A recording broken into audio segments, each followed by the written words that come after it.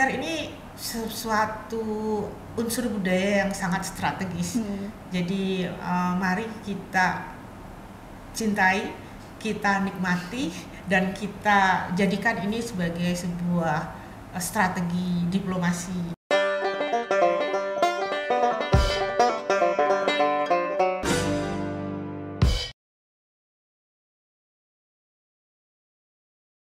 Oke, jumpa lagi dengan kami, dengan Bu Wiwi, dengan saya Putri. Yang mana kita udah bahas nih di part 1 tadi sudah kita kulik-kulik ya tentang sejarah singkat tentang Pulau Penyengat. Dan berbagai macam makanan khas dari Penyengat itu bisa dijadikan sebagai bentuk soft diplomasi atau gastrodiplomasi dalam hubungan internasional. Mungkin boleh Ibu ya, nanti kita sedikit bercerita lagi. Tadi kan Ibu ada mention nih, makanan Melayu itu banyak, ada di Lingga, ada di Tanjung Pinang. Nah, mungkin ada nggak sih Bu makanan atau kudapan ataupun minuman ya ciri khas dari Penyengat, kalau kita ke Penyengat itu yang harus kita bawa untuk oleh-oleh. Oke, karena Mbak Putri nanya apa ya itu ya untuk oleh-oleh. Nah, ini dari sekian banyak ya makanan yang bisa kita jumpai di tempat lain juga ya, mulai dari nasi lemak, kemudian ada juga dari makanan kudapannya ada epok-epok, kemudian dan masih banyak hal lain ya. Tapi yang bisa dibawa untuk oleh-oleh ya, yang untuk kalau kita dari Pulau Penyengat tentu ada deram-deram, kemudian ada otak-otak juga, dan kemudian air dohot. Nah, ini yang seringkali yang menjadi ikon kita kalau dari Pulau Penyengat belum membawa beberapa jenis makanan itu. Oh, jadi itu ciri khasnya Bu ya? Iya. Bahkan katanya air dohot tuh air para raja ya Bu? Iya. Katanya dari resepnya dari raja-raja di Penyengat ya Bu ya? Iya. Tapi emang saya rasakan juga lebih enak gitu. Jadi kalau kita lihat Bu ya, tadi Ibu udah cerita tentang makanan khas dari Pulau Penyengat itu ya. Menurut Ibu sebagai, apalagi di era globalisasi nih Bu, dan bagaimana sih kami ini sebagai generasi muda bisa tetap melestarikan budaya dari Pulau Penyengat maupun dari makanan tersebut. Jadi biar makanan tersebut itu tetap bisa menjadi ajang soft diplomasi yang diberikan oleh pemerintah kita. Iya, berbicara untuk kelanjutan ya, keberlangsungan budaya. Nah, itu ada sebuah konsep bahwa budaya itu kan berkelindan dengan masyarakat ya. Demikian juga masyarakat selalu punya budayanya, atau budaya tidak akan berkembang kalau nggak ada masyarakatnya. Jadi keduanya akan berkelindan, dan kemudian tapi kita tahu bahwa masyarakat tuh akan berubah. Yang kekal itu adalah perubahan itu sendiri. Jadi pasti akan berubah. Nah, untuk generasi muda ya, khususnya sekarang ini, bagaimana supaya budaya itu tetap lestari tentunya ya. Nah, itu banyak cara ya. Nah, itu tentu yang pertama adalah kenali dulu, mengenali budaya itu. Kalau sudah mengenali budaya, termasuk di dalam kuliner itu, tentu kita akan mempunyai rasa memiliki.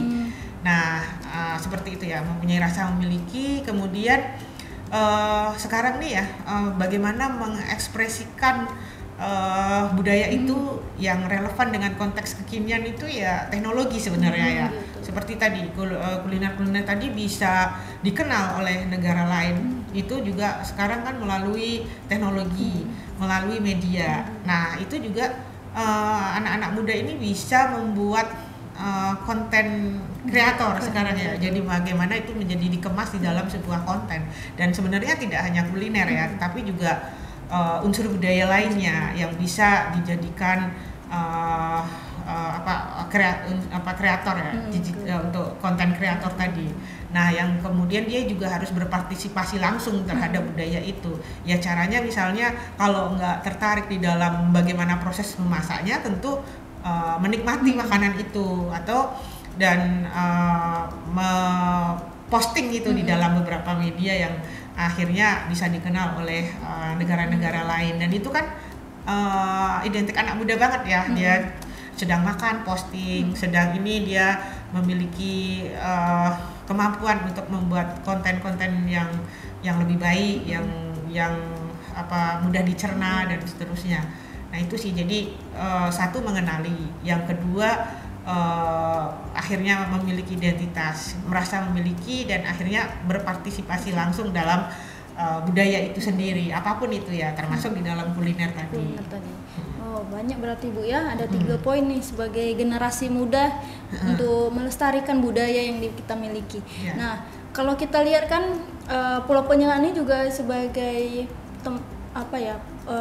sebagai daerah wisata ya Bu ya. Dan saya beberapa kali ke Penyengat itu pernah melihat wisatawan dari Malaysia yang sering Malaysia, Singapura ya beberapa kali.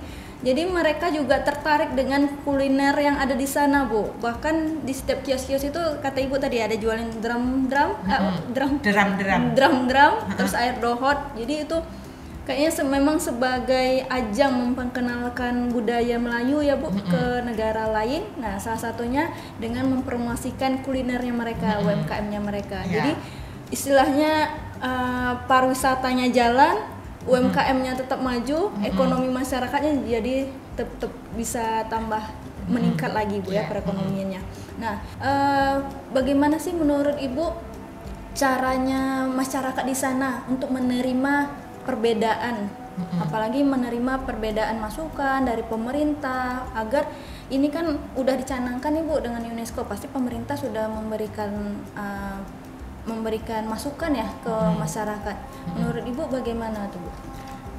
Sosialisasi ya, yang pasti sosialisasi itu kan juga kerjasama semua pihak kan sekarang ya. Setiap kali misalnya pemerintah mau membangun sesuatu di Pulau Penyengat, itu yang diperlukan juga sosialisasi. Jadi secara tidak langsung juga memahami apa yang diinginkan oleh masyarakat maupun pemerintah mau memberikan apa untuk masyarakat. Dan juga jangan lupa keterlibatan langsung dari masyarakat dalam program-program yang ada di Pulau Penyengat, itu yang paling sangat dibutuhkan. Itu yang sangat dibutuhkan Bu ya. Berarti ini masih bergulir juga Bu ya, sosialisasi dari pemerintah sendiri Bu? Iya, bergulir dan pembangunan terus bergulir.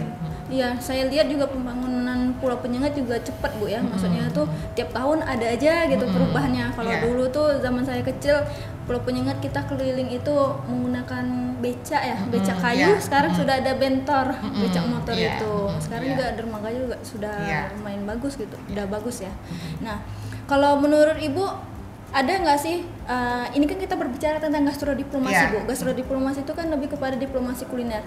Kalau menurut Ibu nih sebagai pakar budaya atau sejarawan Melayu, ada nggak sih Bu makanan yang menurut Ibu nih ini bisa nih dibawa ke kancah luar negeri atau ke kancah internasional dan akan dikenal oleh masyarakat secara lebih luas? Contohnya kayak tadi Korea Selatan kita akan berbicara kimchi atau ramyun, mungkin itu. Ada satu makanan yang juga kita jumpai juga di Pulau Penyengat yang laksa ya, dan itu berbahan sagu. Jadi makanan Melayu yang bisa mewakili kita yang memiliki nilai sejarah dan budaya yang sangat tinggi itu makanan yang berbahan dari sagu. Kenapa sagu? Karena sagu itu salah satu kebijakan pangan dari Sultan pada masa lalu yang menggalakkan kita itu makan dari berbahan baku sagu. Nah, ini juga nilai historisnya tinggi, nilai budayanya tinggi, gizinya juga tinggi, dan ini juga makanan ini juga sangat banyak diminati oleh masyarakat. Tidak hanya masyarakat Melayu tapi juga masyarakat wisatawan ataupun yang datang. Dan sekarang kan juga sudah dikemas dengan masakan yang varian itu juga harus kreatif ya, untuk menciptakan masakan yang lebih enak gitu. Bahkan kemarin saya juga pernah menjumpai salah satu pelaku UMKM ya Bu, yang penjual laksa yang di Penyengat tuh sudah mengekspor Bu ke Malaysia, walaupun dari saudara-saudara lah istilahnya, bukan dari agen ya atau dari perusahaan gitu. Dan berarti di sana pun sama, mereka menginginkan kayak ciri khasnya dari Pulau Penyengat sendiri, karena yang membedakan tuh katanya kuahnya Bu ya, membedakan dari makanannya itu. Nah, jadi kalau menurut Ibu apakah kuliner ini bisa menjadi salah satu instrumen ya dalam bentuk kita soft diplomasi atau berdiplomasi dalam hubungan internasional? Ya, sangat bisa. Dan sekarang kan memang ini ya, banyak yang menggunakan instrumen kuliner ini bahkan untuk bagaimana kita untuk supaya bisa bersahabat dengan negara lain itu juga melalui kuliner ya. Acara-acara kenegaraan itu disediakan makanan-makanan tradisional. Bagaimana memahami negara tertentu dengan kuliner.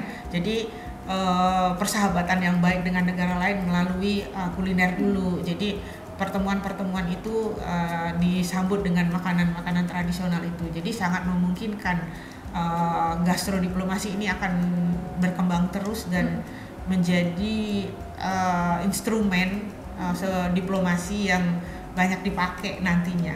Iya, karena kita lihat juga Bu ya, bukan penyengat saja yang sudah mulai mengencarkan kulinernya ya, tapi rendang Bu dari Sumatera Barat itu sudah dikenal di kancah internasional juga sebagai bentuk diplomasi. Jadi kalau kita menganggap makanan tuh hanya sebuah makanan, tapi kalau dalam perspektif hubungan internasional itu sebagai bentuk diplomasinya, karena diplomasi sekarang tuh bukan hanya government to government aja Bu ya, tapi ada aktor-aktor lain yang terlibat di dalam hubungan tersebut. Nah, mungkin ada nggak Bu sedikit closing dari Bu terkait dalam gastrodiplomasi ini di bidang kuliner? Kuliner ini sesuatu unsur budaya yang sangat strategis.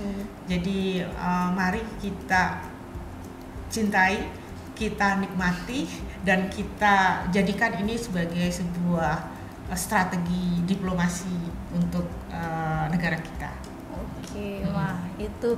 Jadi kalau kita sekarang makan hanya makan, tapi kita makan harus memperlihatkan kalau ini bisa menjadi ciri khas, itu bisa menjadi untuk peningkatan perekonomian kita juga, terus kita bisa mengenalkan budaya kita ke luar negeri juga, karena biar tidak makanan luar aja yang masuk ke daerah kita ya, karena kita sudah familiar di sekitaran kita makan dari luar negeri kan Bu.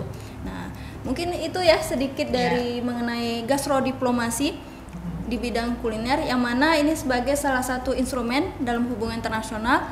Dan ini pun karena Pulau Penyengat akan dicanangkan ya, atau sudah dicalonkan lah, diusulkan ya Bu, sebagai situs warisan dunia dari UNESCO. Walaupun sekarang masih bergulir, kita berproses. Kita doakan saja, mungkin tahun ini bisa goal atau tahun depan ya Bu ya. Jadi kalau misalnya itu goal, kita sebagai warga Kepri patut berbangga hati ya Bu ya, karena Pulau Penyengat di tahun 2023 juga sebagai destinasi wisata terfavorit Bu di Indonesia. Mungkin itu dari kami. Sampai jumpa di lain waktu. Sampai jumpa lagi. Selamat sore.